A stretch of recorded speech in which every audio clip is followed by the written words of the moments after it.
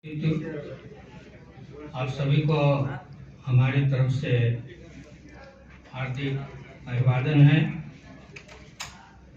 मैं सबसे पहले तो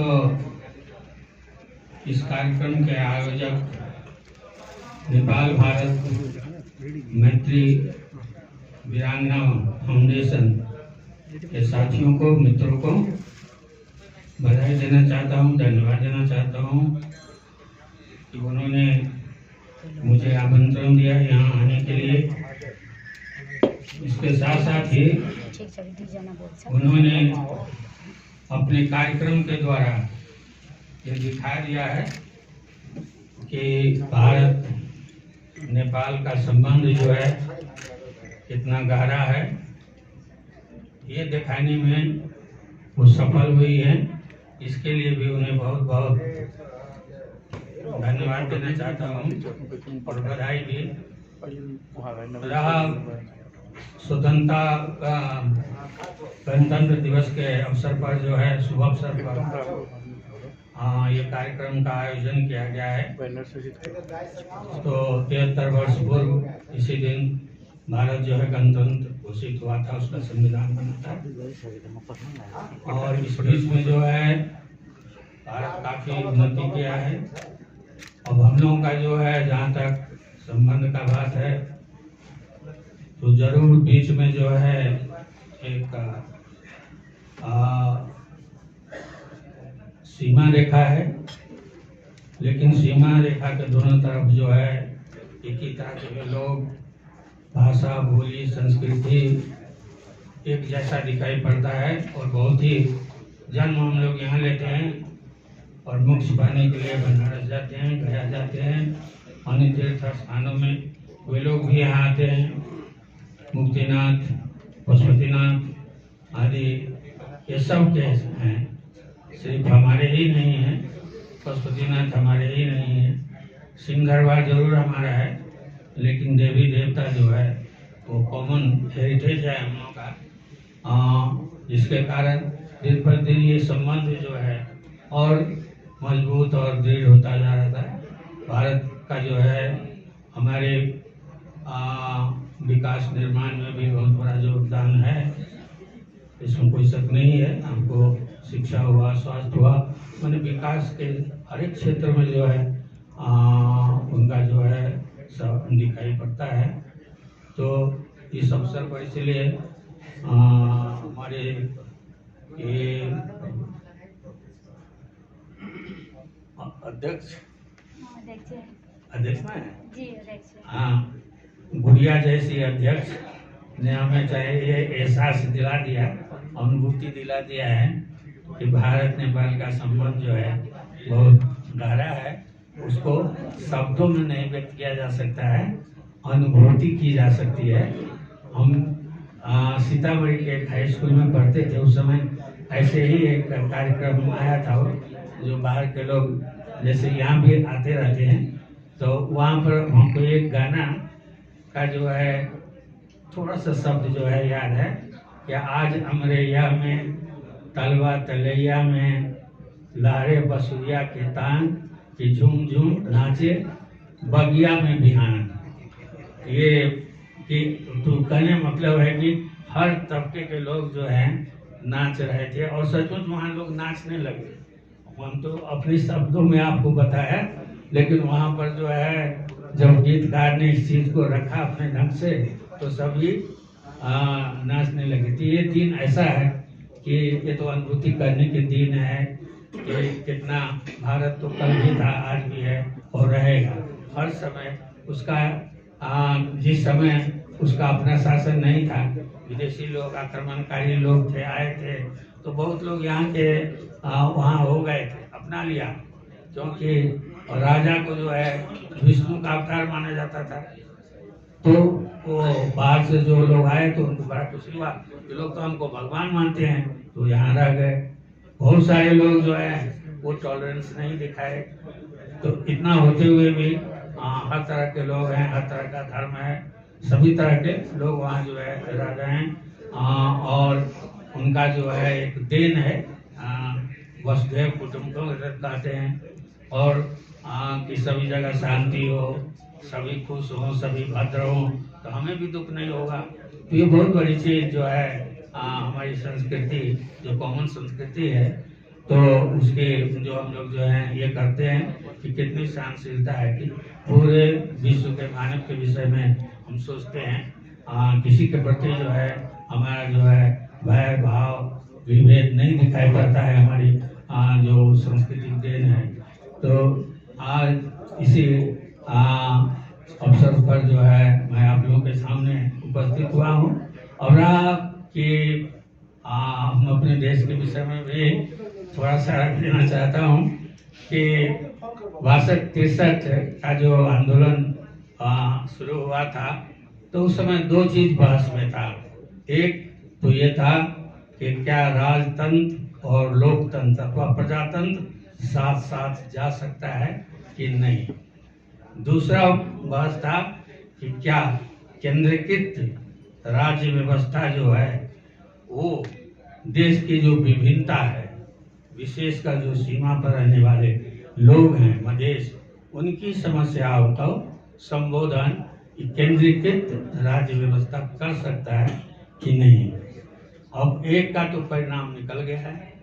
आप देखें कि राजतंत्र नहीं रहा, इसका मतलब ये साबित हो गया कि राजतंत्र और प्रजातंत्र या लोकतंत्र साथ साथ नहीं रह सकता है, क्योंकि राजतंत्र हमेशा जो है प्रजातंत्र आता है, लोग संघर्ष करके रहते हैं और वो बीच में जो है डिस्टर्ब कर देता है, हथिया लेता था, सत्ता अपने हाथ में ले लेता था और जनता आमने सामने हो जाता था राजतंत्र।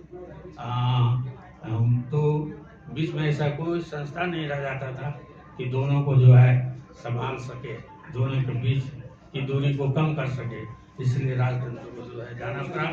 और ये तो साबित हो गया कि केंद्रीकृत राज्य व्यवस्था जो है देश के शासन व्यवस्था को, देश के हर एक कोनों की विभिन्नता को जो है संबोधन नहीं कर रहा है और ये जो है संघीय शासन हुआ। लेकिन अभी भी वो पूर्ण रूप से जो है जिस अधिकार की बातें जो आंदोलन का एजेंडा था कि जाति के आधार पर, धर्म के आधार पर, क्षेत्र के आधार पर, भाषा और संस्कृति के आधार पर ऐतिहासिक रूप से ही आपको जो है विभेद होता रहा है। तो इसीलिए निरंकुश तंत्र को जो है, निरंकुश राज व्यवस्था को समाप्त करके संघीय राज व्यवस्था, पहचान के आधार पर जो है संघीय राज व्यवस्था किया जाए, ताकि स्थानीय लोगों को अपना भाग्य का निर्माण करने का अवसर मिले। इसी उद्देश्य से जो है संघ लाया गया। लेकिन स्थिति ये है कि जिस आइडेंटिटी के आधार पर संघ का मांग था वो सिर्फ मध्य के 8 जिला में ही दिखाई पड़ रहा है। बाकी जिलों में जो, बाकी प्रदेशों में जो है वो आपको पहचान के आधार पर नहीं है, अभी भी नहीं है। दूसरी बात कि आपको प्रदेश जरूर बना, लेकिन सुरक्षा उसके हाथ में नहीं है, आंतरिक सुरक्षा, आंतरिक प्रशासन उसके हाथ में नहीं है और अर्थव्यवस्था तो एकदम पूरी तरह से जो है संघ के केंद्र के हाथ में है। तो इसीलिए जो स्वायत्तता, जिस संघ का जो मांग था कि पहचान सहित का हो और अधिकार संपन्न हो, विशेषकर मधेसी आंदोलन के दौरान ये समझौता ही हुआ था कि मधेश जो है स्वायत्त मध्य प्रदेश बनेगा। तो मध्य प्रदेश जरूर बना है, लेकिन सिर्फ 8 जिला में। और जिस स्वायत्तता की मांग थी कि सभी विभागों में, सभी सरकार के अंगों में एक समानुपाती को उपस्थिति, जो बहिर्गमन में पड़े हुए हैं, जो अभी तक नहीं पा सके हैं, अपना स्थान नहीं पा सके हैं, उनको जो है मिलेगा। तो ये भी अभी देखना, अभी आपको जो है हमारी वीरांगना जी ने कंप्लेन ही किया कि महिलाओं को जो है बराबर का अधिकार नहीं है। आप संविधान पढ़ेंगे तो प्रश्न दिखाई पड़ेगा, जो आपको मौलिक अधिकार हक की जो बात यहाँ की गई है, तो उसमें महिला को बराबर जो है अधिकार नहीं दिखाई पड़ता है। तो लेकिन हम लोग हम लोगों का संघर्ष अभी भी जारी है। जो चीज़ हमें वो किया गया था वो चीज़ हमें मिलना चाहिए, उसके लिए हम संघर्ष से पीछे नहीं हटे। दूसरी बात कि देखिए ये भी विभेद अभी भी है, क्योंकि बड़ा बड़ा यहाँ आंदोलन हुआ, हथियार के लोग आंदोलन किए, जन युद्ध हुआ, कहीं किसी पर कोई मुद्दा नहीं दिखाई पड़ता है, कोई जेल में नहीं दिखाई पड़ता है। लेकिन मधेसी लोग और थारू लोग जो शांतिपूर्ण ढंग से अपने अधिकार के लिए सड़कों पर उतरे थे, उन पर गोलियां चलाई गई, मारे गए, यातना दी गई। बहुत सारे लोग अपांग हैं जो जिंदगी भर जो है कामकाज करने की अवस्था में नहीं है, उन और अभी भी आपको जो है जेल में हैं लोग, फरवट में भी जेल में हैं लोग, और इसके बाद आपको जो है मधेश में मोहतरी के जेल में जो है पवन कापर लगाए और लोग भी जेल में हैं, और नेता लोग जो हैं उनके ऊपर भी जो है आपको मुद्दा है, बहुत सारे तारीख में है, बहुत सारे लोग फरार रहे हैं। तो ये क्या है, भेदभाव है कि नहीं है? क्योंकि हथियार उठाने वाले तो सत्ता में चले गए, शांतिपूर्ण ढंग से बात करने वाले अभी जेल में, उन्हें भी जो है राजबंदी को समझौता हुआ है कि राजबंदी सबको छोड़ दिया जाएगा, मुद्दा उठा लिया जाएगा, लेकिन ये अभी तक शब्द में है। नागरिकता का प्रॉब्लम हमेशा रहा है, वो अभी भी है, प्रयत्न किया जाता है समय समय पर, लेकिन कहीं न कहीं कोई बाधा उपस्थित हो जाता है। कभी सर्वोच्च अदालत के जो चीफ जस्टिस थे, उन्होंने जब नागरिकता संबंधी अध्यादेश लिया तो उसको उन्होंने खारिज कर दिया, कहा कि मेरी सबसे बड़ी उपलब्धि है। तो मैं ये कहना चाहता हूँ, निवेदन आप लोगों से है कि राज्य का दृष्टिकोण हम लोग के प्रति कैसा है, उसको खुशी हुई, जबकि लोग जो है उनका जो लाखों की संख्या में, सिर्फ मधेश की बात ही नहीं है, बाहर में भी, क्योंकि संघीय कानून नहीं बना है इसलिए नागरिकता रुका हुआ है। अब उनकी क्या हालत है, उनका जो लोग पढ़े लिखे लोग हैं, उससे बहुत सारे लोग इंजीनियर हो गए हैं, बहुत सारे लोग जो है ऊंची शिक्षा प्राप्त कर लिए हैं, लेकिन वो काम काज नहीं कर सकते, उनका व्यक्तित्व नहीं है, बिना नागरिकता का जो है उनका शून्य, वो कहाँ के हैं, उनको मान्यता नहीं मिलेगा, कहीं भी नहीं, बाहर भी जाएंगे तो नहीं मान्यता मिलेगा, ना अपने देश में। हमारे यहाँ जो है भगवान को भी, देवता को भी, मठ मंदिर को भी जगह जमीन है उनके नाम से, लेकिन नागरिकता विहीन स्टेटलेस लोगों के नाम से किसी भी तरह का जो है कानूनी संपत्ति जो है नहीं दिया जा सकता है, चाहे वो इंटेलेक्चुअल संपत्ति क्यों नहीं हो, वो नहीं पा सकते हैं। तो ऐसे स्थिति में जो है नागरिकता का समस्या है, और जेल में जो यातना भोग रहे हैं वो हम सबों के लिए उन्होंने संघर्ष किया था, कोई अपने लिए नहीं किया था, कोई आपराधिक प्रवृत्ति नहीं था, वो तो अपने अधिकार के लिए जो है सड़कों पर उतरे थे, बहुत सारे लोग घायल हुए थे, बहुत सारे लोग पकड़े गए थे। आज उनको जो है राज्य के तरफ से जो है किसी भी तरह का जो है जो होना चाहिए व्यवहार वो नहीं हो रहा है। तो ये है, इसलिए अभी भी